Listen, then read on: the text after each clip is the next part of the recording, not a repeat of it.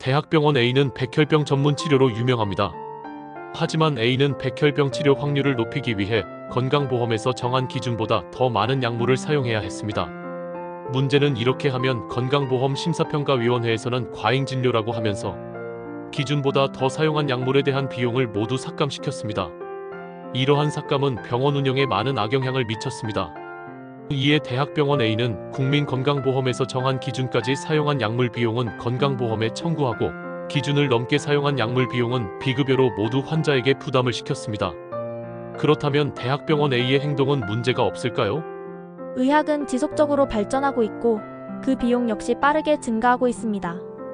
직접적으로 환자를 진료하는 의사의 입장에서는 최근에 개발된 치료법이나 약물이 기존의 약물이나 치료법보다 환자 치료에 더 도움이 될 것으로 생각합니다.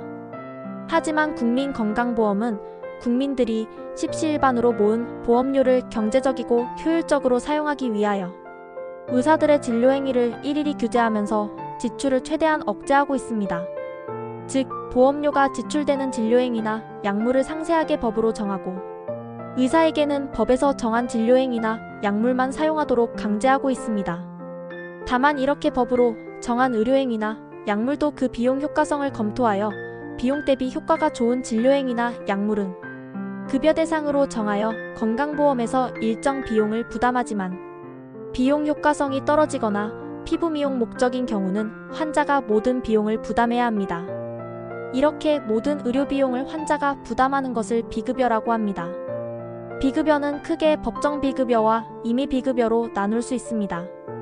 법정 비급여에는 단순 피로 및 권태, 주근깨, 사마귀 여드름 등과 같은 피부 미용 질환이나 발기부전, 쌍꺼풀 수술, 코성형 수술, 유방 확대 수술, 지방 흡인술 등 미용 목적의 성형수술, 예방접종, 건강검진과 같이 직접 진료의 목적이 아닌 경우 1인실 병실 이용, 치과보철 등 효능과 안전성을 인정받았지만 건강보험 재정상 부담을 주는 경우 등이 포함됩니다.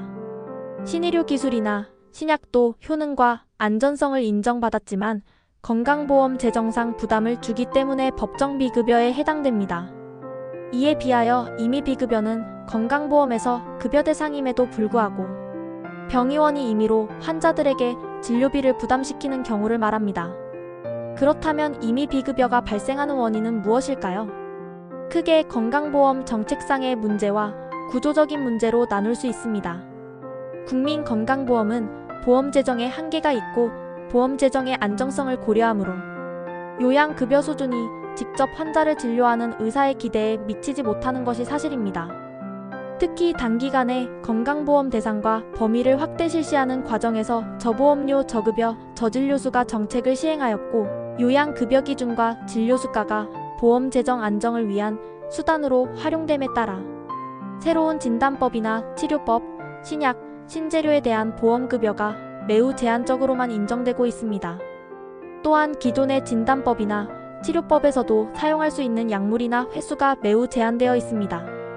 불가피하게 의학적 필요에 의해 요양급여 기준을 초과하여 사용되는 경우에는 과잉진료라는 이유로 청구한 급여 비용을 삭감합니다.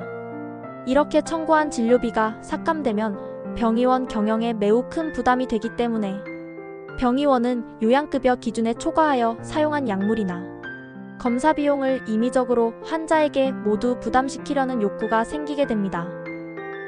요양급여 기준 등재 시스템의 구조적인 한계 때문이기도 합니다. 의료행위와 약물은 종류는 많고 다양하기 때문에 모든 의료행위와 약물을 전부 기재하는 것은 거의 불가능합니다. 또한 의학기술이 빠르게 발전하고 있지만 요양급여 기준의 개정 속도는 이를 따라가지 못하기 때문에 급여 대상으로 포함되어야 함에도 불구하고 급여 대상에 포함되지 않은 항목이 있을 수 있습니다. 이런 경우에 병원은 현재 건강보험에 등재되지 않은 기기비용이나 시술료를 임의로 책정하여 환자에게 부담시키는 것입니다. 그렇다면 이러한 임의 비급여를 허용해야 할까요?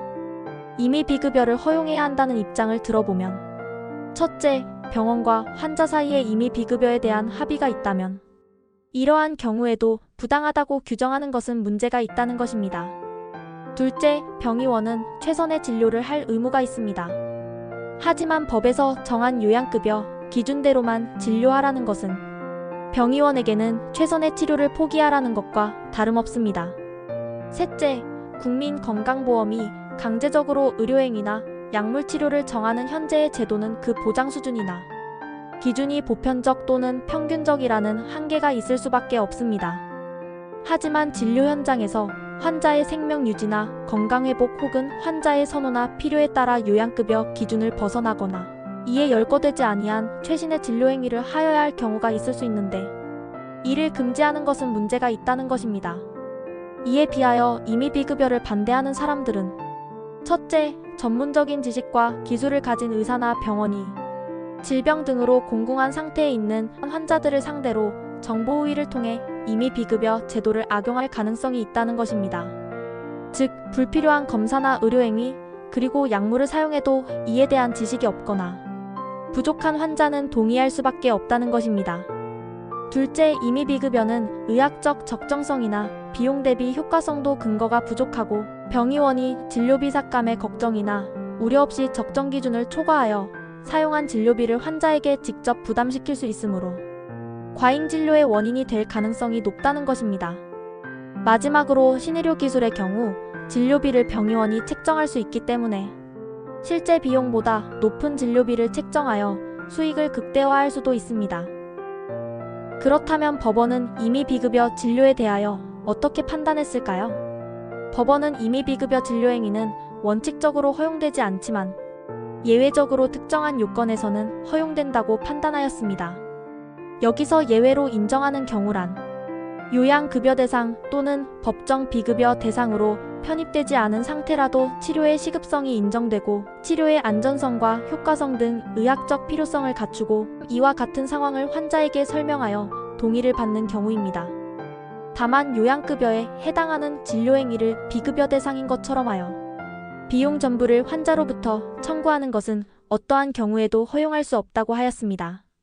우리나라에서 건강보험 심사평가원이 스스로 임의적인 기준을 만들고 이러한 기준을 초과하는 검사나 치료비는 과잉진료라고 하면서 진료비를 삭감시키는 상황에서 병원이 진료비 삭감을 피하기 위하여 건강보험 급여 대상임에도 불구하고 모든 비용을 환자에게 부담시키는 것은 적절한가요? 법원의 판단에 동의하시나요? 당신의 생각이나 의견을 댓글로 남겨주세요.